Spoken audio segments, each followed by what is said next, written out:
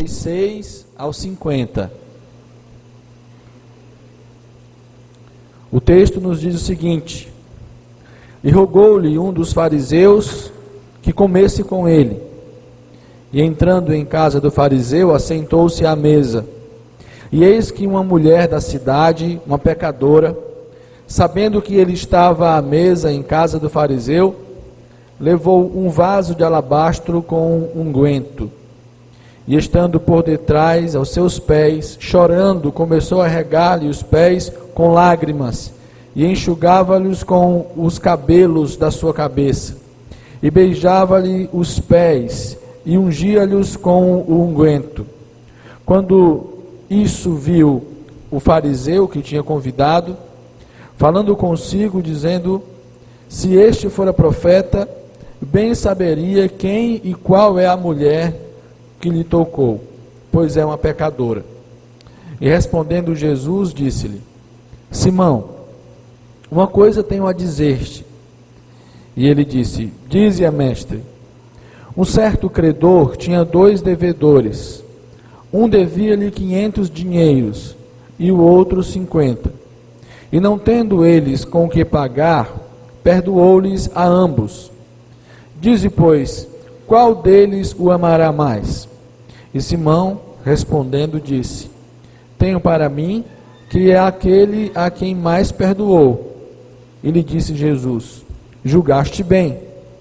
E voltando-se para a mulher, disse a Simão: vês tu esta mulher? Entrei em tua casa e não me deste água para os pés, mas esta regou-me os pés com lágrimas e me enxugou com os seus cabelos. Não me deste ósculo, mas esta, desde que entrou, não tem cessado de me beijar os pés. Não me ungiste a cabeça com óleo, mas esta ungiu-me os pés com unguento. Por isso te digo que os seus muitos pecados lhe são perdoados, porque muito amou. Mas aquele a quem pouco é perdoado, pouco ama. E disse a ela: os teus pecados te são perdoados. E os que estavam à mesa começaram a dizer entre si: quem é este que até perdoa pecados? E disse a mulher: a tua fé te salvou, vai-te em paz. Vamos orar mais uma vez? Senhor nosso Deus e Pai, obrigado pelo privilégio que temos de ouvir a tua palavra. Obrigado porque o Senhor continua falando hoje. O Senhor era um Deus vivo e verdadeiro, e o Senhor fala conosco. Nós pedimos que o Senhor fale conosco agora através da reflexão bíblica que será ministrada. Que seja o Espírito Santo realmente a falar aos nossos corações, e que o Senhor use o teu servo tão somente como um instrumento do Senhor para trazer da tua palavra a vontade do Senhor para as nossas vidas. Nós oramos em nome de Jesus. Amém. Meus amados irmãos, a história dessa mulher é muito conhecida, nos chama a atenção porque, sendo ela uma mulher de má fama na cidade onde morava, conseguiu agradar o coração de Jesus com a sua atitude. A atitude desta mulher foi uma atitude de adoração. E essa adoração arrancou um elogio dos lábios de Jesus. A adoração dessa mulher, segundo Jesus, foi mais completa do que até mesmo a atitude de um fariseu, aquele homem que o havia convidado para jantar em sua casa. O homem convidou Jesus para entrar em sua casa e jantar ali, penso eu, com o desejo de estreitar sua amizade com Jesus. Era isso que se fazia quando se queria estreitar a amizade com alguém. As pessoas convidavam para jantar em sua casa. Mas aquele homem cometeu algumas falhas nessa sua atitude. Jesus listou essas falhas. Jesus chegou na casa do fariseu e o fariseu não lhe deu água para lavar os pés, o que era costume naquela época. Por quê? Porque as pessoas vinham andando pelas estradas e as estradas eram empoeirentas e os pés chegavam sujos. Então, os judeus costumavam oferecer água para lavar os pés dos convidados. Era um costume também oferecer óleo para ungir a cabeça do convidado. Esses óleos eram perfumados para trazer um aroma agradável para casa, para aquele momento de jantar. Era um costume que quem convidava alguém para jantar em sua casa recebesse o convidado com um beijo. Mas aquele fariseu não fez isso. Então o fariseu deixou várias brechas naquilo que ele pretendia oferecer a Jesus. O fariseu teve várias falhas naquilo que ele pretendia dar a Jesus. Mas essa mulher pecadora que invade o jantar, que vai lá sem ser convidada, presta uma adoração a Jesus que lhe agrada. E isso me chamou muita atenção. Eu gostaria de compartilhar com os irmãos alguns pontos, algumas atitudes dessa mulher que fez com que a adoração dela fosse agradável ao Senhor. Deus não se agrada de todo o ajuntamento. Não é todo o ajuntamento humano em nome de Deus que realmente é adoração. Nem toda palavra de cunho religioso, nem toda música de cunho religioso é recebida por Deus como adoração verdadeira, que o agrada. Mas o que é então uma adoração que agrada a Deus? Olhando para o exemplo dessa mulher, eu gostaria de compartilhar com os irmãos algumas atitudes que devemos ter se nós queremos realmente agradar a Deus com a nossa adoração. Seja essa adoração no momento particular de culto, em nossos lares, lá no silêncio do nosso quarto, seja essa adoração no momento de culto coletivo, quando a gente vem ao templo, separado e dedicado para louvor e glória de Deus, e junto com os nossos irmãos, nós adoramos o Senhor. Em primeiro lugar, uma adoração que agrada a Deus, exige de nós entrega total. Uma adoração que agrada a Deus, exige de nós entrega total. Aquela mulher entregou-se totalmente àquele ato de adoração. Entregou-se totalmente a Jesus naquele momento. Aquela mulher mostrou estar rendida diante do Rei dos Reis, do Senhor dos Senhores. Aquela mulher mostrou estar rendida diante daquele que é o único e deve ser o nosso único alvo de louvor e adoração. O Senhor Jesus, o Cristo, o Messias de Deus. Ela mostra entrega total na sua atitude de entrar sem medo num lugar onde ela não era convidada. Apesar de, naquela época, naquela sociedade, os jantares tornarem-se assim eventos públicos, as casas eram abertas e muitas pessoas que nem eram convidadas circulavam por ali, pela sala onde havia o jantar. Aquela mulher foi além de circular pelo ambiente, ela entra no íntimo, ela entra no lugar da mesa, ela vai até a mesa onde aquelas pessoas estão jantando sem ser convidada e ela se derrama aos pés de Jesus. Ela não liga para o seu testemunho, até porque a sua vida já era um contra-testemunho. Diz a Bíblia que ela era uma mulher pecadora, alguns especulam que ela era uma prostituta. E assim, sem se importar muito com o que os outros iam pensar, ela solta os seus cabelos, o que era vergonhoso para uma mulher judia. E mais ainda, ela se inclina, se ajoelha diante de Jesus e ela chora aos pés de Jesus, derramando não somente lágrimas, mas derramando a sua alma, derramando o seu coração diante de Jesus e enxuga os pés de Jesus com os seus cabelos. Ela vai além, ela se entrega totalmente, dando naquele momento algo muito precioso que ela tinha. Diz o texto que ela estava levando consigo um vaso de alabastro, com unguento perfumado dentro daquele vaso. O próprio vaso daquele perfume era algo muito apreciado naquele tempo. O alabastro era uma espécie de gesso fino, era uma pedra mais fina que o mármore, e esses vasos de alabastro, onde se colocavam os perfumes, eram vasos com um gargalo comprido, e para se derramar o perfume que ali havia, era necessário quebrar o gargalo daquele vaso, o próprio vaso sendo muito precioso, e mais precioso ainda, o que estava dentro dele. E aquela mulher vai lá e quebra aquele vaso aos pés de Jesus e derrama o perfume aos pés de Jesus. Há uma passagem paralela que mostra um momento em que uma outra mulher vai lá e faz a mesma coisa diante de Jesus. E alguém diz, aliás o texto diz, que aquele perfume, aquele unguento, custava 300 denários. Um denário era o valor de um dia de trabalho de um trabalhador braçal àquela época. Então, 300 denários, sendo que o ano dos judeus tinha mais ou menos 300 dias, era o valor de um ano de trabalho de um trabalhador braçal à época de Jesus. Era algo muito caro. Mas ela não escondeu para si, ela não reteve para si. Ela entregou também de um bem muito precioso que ela tinha.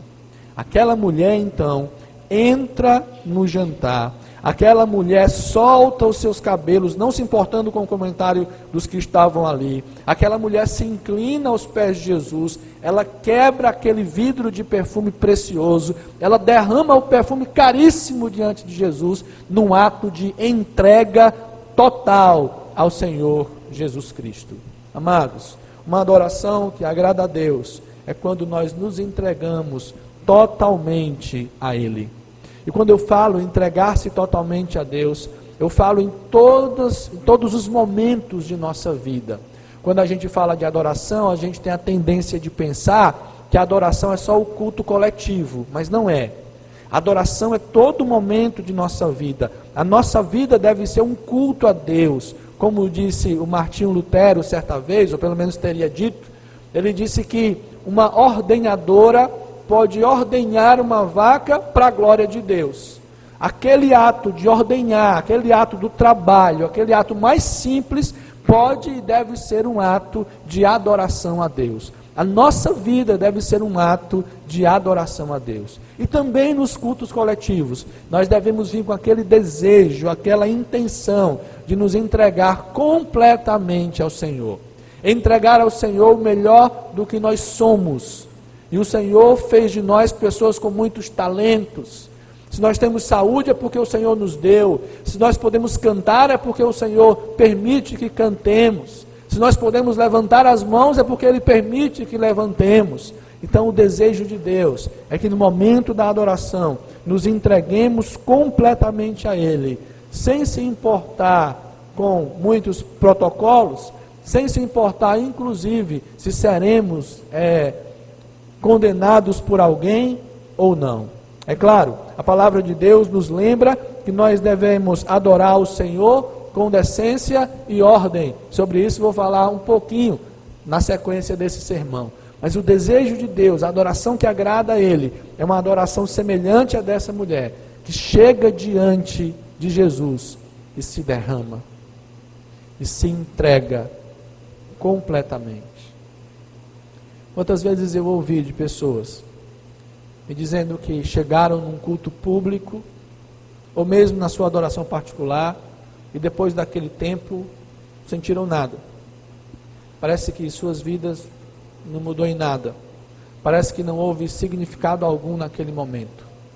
É possível que se você tenha sentido isso, é possível que se eu sinto isso, que se eu passo por essa experiência de entrar no momento de adoração a Deus e sair de lá do mesmo jeito que entrei, é possível que eu esteja me resguardando de alguma maneira e não me entregando completamente ao Senhor. Amém? A adoração que agrada a Deus é uma adoração reverente. Aquela mulher entrou no jantar e ela prestou a Jesus um ato de extrema reverência.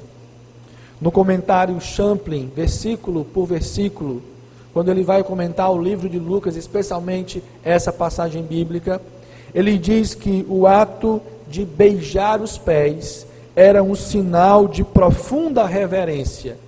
Uma reverência que era dada pelos escravos da casa, os empregados da casa, somente àqueles rabinos proeminentes, aqueles rabinos muito conhecidos, benquistos na comunidade, aqueles rabinos que lideravam outros, aqueles rabinos que estavam em posição de destaque na comunidade de Israel. Não era qualquer um que recebia esse tipo de reverência. E é essa reverência que a mulher rende a Jesus. Reverência de chegar, ajoelhar-se e beijar os pés de Jesus. Reverência para Deus na hora da adoração é algo muito importante. O autor do Eclesiastes escreve no capítulo 5, verso 1 o seguinte: guarda o teu pé quando entrares na casa do Senhor. O povo de Israel tinha na figura do templo um lugar que exigia do adorador tremendo respeito, tremenda reverência, porque eles acreditavam piamente que o Senhor Deus estava ali, que a presença de Deus estava ali.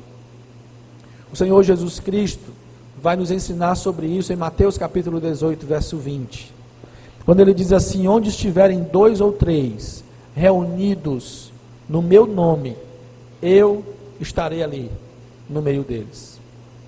A consciência da presença do Deus Todo-Poderoso, do Deus que é todo santo, deve nos levar a uma atitude de reverência.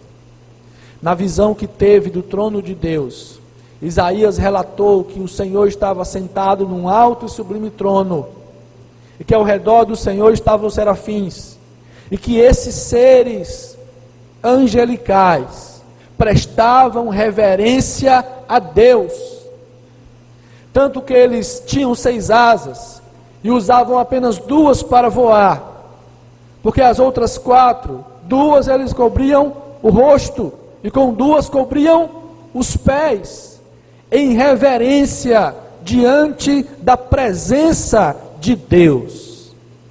Deus está neste lugar, e Deus está em qualquer lugar onde o seu povo se reúne para adorá-lo.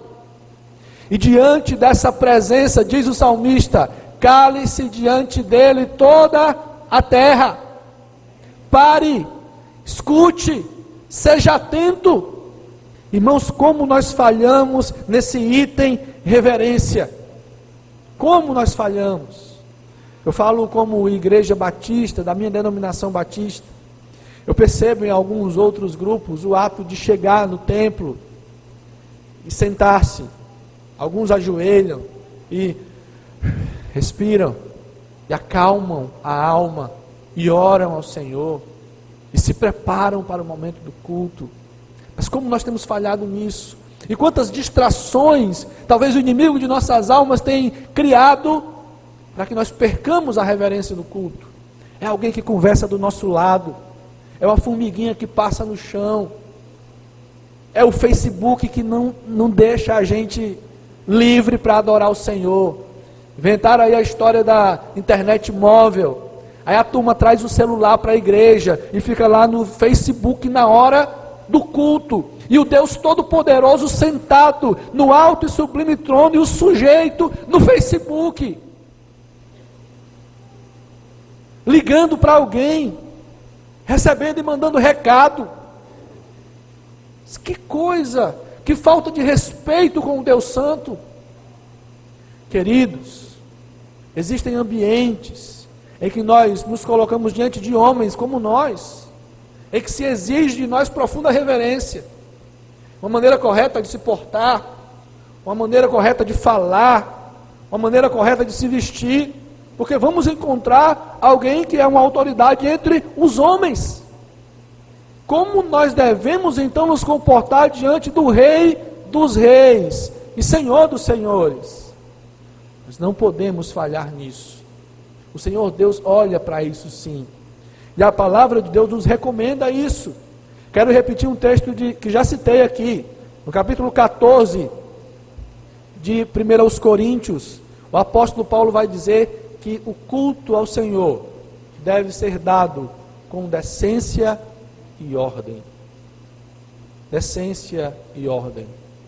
Reverência, temor, tremor, porque nós estamos diante não de qualquer um, mas do Deus Todo-Poderoso. A gente não vem para o culto para assistir culto. Quem assiste culto é Deus, porque Ele é quem está no trono, e foi Ele quem pagou o preço para receber o espetáculo, a adoração que vem de nós e que deve vir de nós. Um filósofo, teólogo, chamado Søren Kierkegaard, elaborou um paralelo entre o teatro e o culto cristão.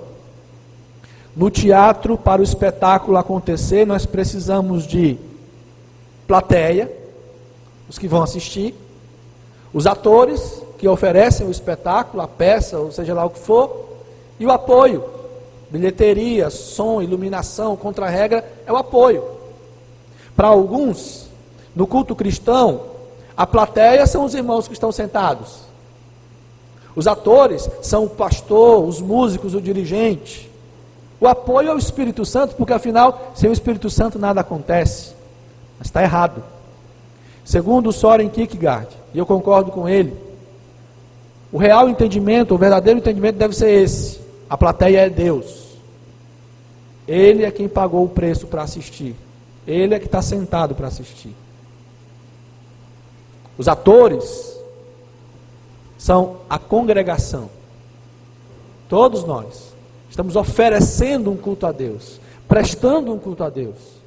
O apoio, aí sim, é pastor, é o dirigente, são os músicos, são os diáconos, são os irmãos que estão ali preparando a cantina para depois do culto. É o povo do apoio. Mas quem presta o espetáculo é a igreja. Ele está aqui. E ele merece toda a nossa reverência. Amém, queridos? Um culto que agrada a Deus exige de nós preparação. Aquela mulher não foi de qualquer jeito. O texto não fala isso, mas eu posso imaginar a mulher planejando. Ela ouviu falar que Jesus estaria lá. Então ela não perde a oportunidade. Talvez ela tenha pensado, aqui eu estou só especulando. Poxa, Jesus vai estar naquela casa, na casa do fariseu, Simão. Então eu vou entrar, porque as portas não são fechadas mesmo, ninguém vai me impedir de entrar, eu vou entrar, eu vou ficar por ali, a primeira oportunidade que tiver, eu vou por trás, porque as mesas eram próximas do chão, o convidado chegava, se reclinava sobre uma espécie de almofada e ficava com os pés para trás. Então eu tenho que ir por trás, eu vou por trás, e aí eu consigo chegar até Jesus, beijar os pés dele, derramar um perfume sobre os pés dele. Ela vai lá com um plano na mente, ela vai lá preparada, ela tinha o perfume, algo para oferecer a Jesus. Ela se prepara. Meus amados irmãos, nós devemos nos preparar também para a adoração coletiva. Nós devemos planejar em nossa mente como nós queremos prestar aquele culto a Deus. Se você perceber, na igreja, há uma preparação de culto. Alguns irmãos até perguntaram, pastor, por que é sempre daquele jeito, e o boletim tem aquilo e tal e tudo? Preparação. A gente vai tocar uma música, a gente precisa preparar a música. Tem o pessoal que diz assim, não, eu vou aqui, irmãos, eu não ensaiei, mas é para Deus, né? Está errado. Porque é para Deus, tem que ser preparado, tem que ser bem feito, tem que ser planejado, porque é para Deus. Ele não nos dá qualquer coisa, Ele não faz de qualquer jeito por nós, a gente não pode fazer de qualquer jeito. Eu preciso me preparar para adorar a Deus antes de sair de casa, eu preciso saber para onde estou indo. Eu estou indo me encontrar com os meus irmãos, e juntos nós vamos adorar o Deus Todo-Poderoso, o Salvador da minha vida. Eu me preparo, eu me esforço para sair a tempo, de chegar em tempo na igreja, para não chegar correndo. Alguns irmãos chegam no culto tão apressado, que eles chegam ali no culto, e a alma dele vai chegar 15 minutos depois. E aí quando ele finalmente relaxa, já está lá pelo quarto, quinto cântico, e já perdeu um bocado de coisa que Deus poderia ter falado com você.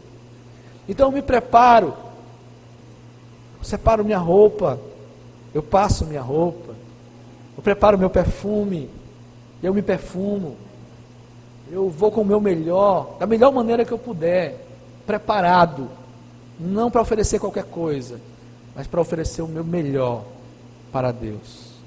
Como você tem se preparado para adorar o Senhor? Ele merece o melhor de nossa adoração. E uma adoração que agrada a Deus é uma adoração preparada. Você já teve a curiosidade de ler o livro de Levítico? Rapaz, aliás, já começa lá em Êxodo. Quanta coisa Deus vai ensinando para o povo. sobre como preparar a adoração para Ele. É interessante como Deus é minucioso, detalhista. Ele pensa em tudo, Ele ensina tudo para o povo, para eles adorarem de uma maneira agradável ao Senhor. E nós não temos permissão para pensar que porque Jesus veio e abriu um novo e verdadeiro caminho para Deus, e é verdade, que é Ele, que a gente pode fazer de qualquer jeito, relaxadamente. Não, de jeito nenhum. A gente precisa preparar a nossa vida para estar na presença do Senhor com os irmãos. A gente precisa preparar aquilo que nós queremos oferecer a Deus. E finalmente, a adoração que agrada a Deus é fruto de um coração grato pelo perdão e amor do Senhor. O Simão, fariseu, ele olhou para aquela cena, a mulher ali, ajoelhada, aos pés de Jesus, beijando os pés de Jesus, e aquela coisa assim, espalhafatosa, né? E ele pensou, esse aí não é profeta não, porque se ele fosse um profeta, ele saberia quem é essa mulher aí. Como é que ele recebe uma mulher dessa? Como é que ele não repreende uma mulher dessa? E aí Jesus vai contar uma parábola para ele. Ele diz, olha Simão, 2 homens deviam a um homem, um devia 500 e outro devia 1000. Ele perdoou os 2. Quem é que vai amá-lo mais? Quem é que vai se sentir mais grato? E ele responde de maneira lógica, e normalmente, queridos, a gente responde de maneira lógica aquilo que Deus nos propõe, né? A gente começa a ler a Bíblia, a gente vai entendendo, a gente ouve uma pregação, a gente vai entendendo. Agora, entender é uma coisa, crer é outra diferente. E aí o Simão disse, quem foi mais perdoado, quem tinha a dívida maior. E Jesus diz, olha, então é isso, entenda. Ela está assim, se entregando desse jeito, me adorando desse jeito, porque ela é muito grata pelo que Deus está fazendo na vida dela. Jesus vira para aquela mulher e diz, olha, os teus pecados estão perdoados. Vá em paz, você está perdoado. Aquilo também causa um incômodo na vida das pessoas que estão ali naquele jantar. Quem é esse homem que pode perdoar pecados? Bom, Jesus estava ali olhando para aquela mulher e dizendo, olha, não é que eu não conheço a sua vida não, eu conheço a sua vida. Eu sei o que você tem feito, eu sei da sua fama, eu sei que você é uma pecadora, mas você está perdoada. Você está perdoado. Você mostrou aqui, através dessa sua adoração, que compreendeu o amor de Deus. Você mostrou nessa sua adoração que você se arrepende dos seus pecados. Então vá em paz. Vai viver agora uma nova vida. Amados irmãos, não há como refletir no perdão que Deus nos deu e oferecer depois a Deus um culto qualquer. Não há como. Se eu olhar para mim, para a minha história de vida e para aquilo que possivelmente eu seria hoje, isso deve me levar aos pés de Jesus o tempo todo. Há um sentimento, uma gratidão no meu coração por Deus. Eu não posso louvar de qualquer jeito. Eu não posso pregar de qualquer jeito, eu não posso fazer de qualquer jeito, porque se Deus me perdoou e restaurou minha vida, isso é demais para mim, isso é maravilhoso para mim. Então, porque Ele fez tudo isso por mim, eu devo adorar da melhor maneira que eu puder, me entregando totalmente, com reverência, com preparação, falando do meu amor por Ele, me derramando diante dEle, me arrependendo dos meus pecados, por causa de tudo o que Ele fez por mim. O autor aos Hebreus vai dizer que nós devemos oferecer sempre sacrifício de louvor a Deus, que é fruto de lábios que adoram o seu nome. Quem experimentou a salvação em Cristo, quem experimentou o perdão, não tem como dar uma adoração qualquer ao Senhor. Ele quer sempre fazer o seu melhor, dar o seu melhor para Deus, que lhe deu a vida eterna, a salvação. Amém, queridos?